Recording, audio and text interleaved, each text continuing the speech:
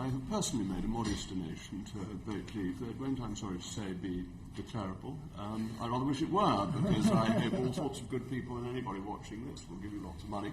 And I'm also one of your hoplites, so very pleased to support Vote Leave. It's a great organisation doing patriotic work, as you've been doing nobly for the last hour and three-quarters. But what I want to move on to is how we would get out if the happy news on the 24th of June is that the British people are voting to leave. Before you were running the campaign, you gave various thoughts as to how this might happen and the complexities. The Prime Minister is saying that he will exercise Article 50 on the Friday morning. Do you think that's realistic? I think the idea that the Prime Minister would go over to Brussels and start Article 50 on the Friday morning, I think is literally a crazy idea. I don't think there is the faintest chance of that happening. I don't think there's a faintest chance, to be honest, of the Prime Minister actually even trying to do that. If he were to try to do that, he would, I think, be stopped by this House. John Cunliffe, formerly Outcrowd, and not necessarily somebody who you and I would often agree with, in front of this committee said that a wise government would spend a little bit of time working out what it wanted, would have preliminary discussions with other member states, and would then exercise Article 50 at that point. Do you broadly agree with Sir John Cunliffe? I do broadly. I think almost inevitably the kind of overall phases will be: we win on the 23rd, people take a deep breath. You have to create a new government team to go and do the negotiations. We couldn't send off the likes of Philip Hammond and whatnot, who've just failed so spectacularly again. So the Prime Minister will have to assemble a new team of people. There'll then be informal negotiations with on an intergovernmental level and with the European Union institutions. I think then once you've got the overall picture of what you want to do, you would then say, right, how do we solve the legalities? And only after that do you then get into, right, here's how we use Article 50, if we use Article 50 at all, here's what the timescale would be, here's the timescale for when we'll repeal the 1972 European Communities Act, probably incorporate all existing European Union law into domestic law, and then begin the process of sorting it out. I think, roughly speaking, that kind of framework, most people would agree is a sensible way forward. And what sort of time frame do you think that would happen in? I'm not at all an expert on any of this sort of thing, and reluctant to give any sort of guess. I think that overall, I think one important point is just the way we think of this thing. It's often described in the media and in the campaign as if it's an event, but really it's a process. We're talking about a new relationship, and there's not going to be a discrete interval at which, after we win, we say, right, here is 100% of everything solved, done. And then we continue in some static way. It's going to be a gradual thing, and I think hopefully you'll be able to break the back of all of the, you'd have a 90% solution to a lot of these things very quickly. A lot of them have been solved already around the world in different trade agreements, for example. So I think you probably try and break the back of the problem pretty quickly, and then figure out, right, how do you then sort out the really tricky remaining things over time?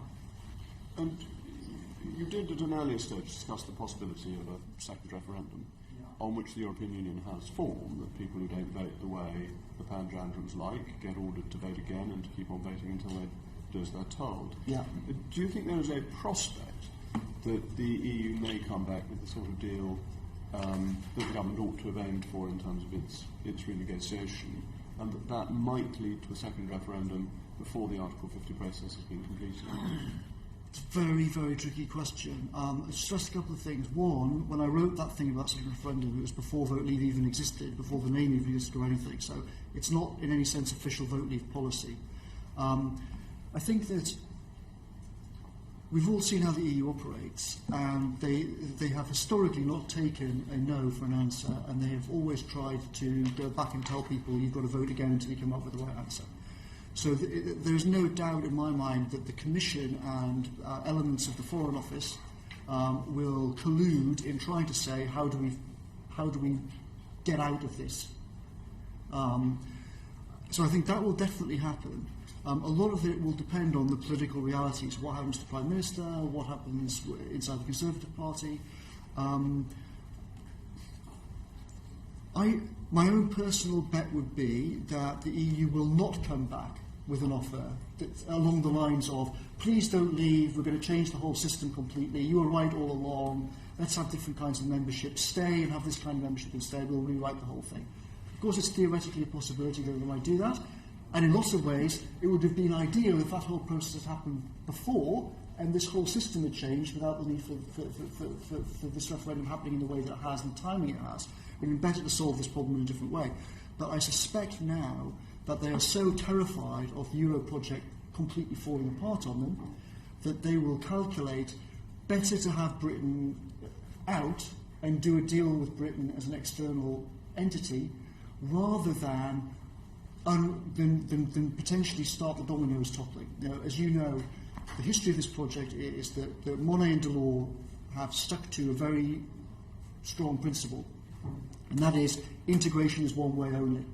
And we saw last year how strongly these guys think about it, even when, with the nightmare of Greece falling apart, mass unemployment at a level you haven't seen since Hitler in the 1930s, they still had that iron in their soul to say, keep the project going, no backing down. And I suspect that they'll probably do the same thing again. So the one other possibility is, you will remember before the Scottish referendum, the government in a great panic offered Devomax basically to provide almost everything that was being asked for by the SNP. Mr. Caravan may disagree. In a panic just before the vote. Do you think there's any chance of what one might call Euro Min being proposed very shortly before the vote to say, we're panicking, we look as if we're going to lose, and therefore, actually the UK, to keep the project going, to keep them in, to win this vote, and basically have what it wants? I think there is a pretty good chance of that, and I've spoken to people in government, in Whitehall and the Cabinet Office, who have actively been thinking about some of these schemes. One of the most obvious schemes, if Cameron and Osborne are desperate, is for them to announce that some kind of, we will amend the 1972 European Communities Act to ensure that it will not do blah, blah, blah in the future. If they were thinking about some kind of scam like that, in the hope that it would persuade Boris to support them. Of course, that didn't work. Boris stuck to his principles, supported vote leave.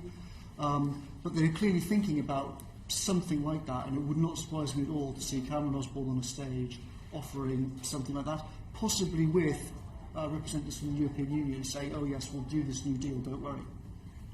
But one would want that pretty firmly nailed down before trusting them to deliver on it, because their record on delivering is not very good. My approach to it would be to say, okay, you guys are offering us this great new deal, are you? Very conveniently a couple of weeks before the referendum. Okay, well we can vote yes and find out whether you're telling the truth, but then if we get stiffed, we're up the creek without a paddle. By far the safest thing, if they really are desperate and they're offering some new deal, vote no, and we'll find out next week if there really is a deal on the table. So in all circumstances, the safest option is vote to leave. Excellent. Thank you very much for your evidence this afternoon. Thank you very much for inviting me.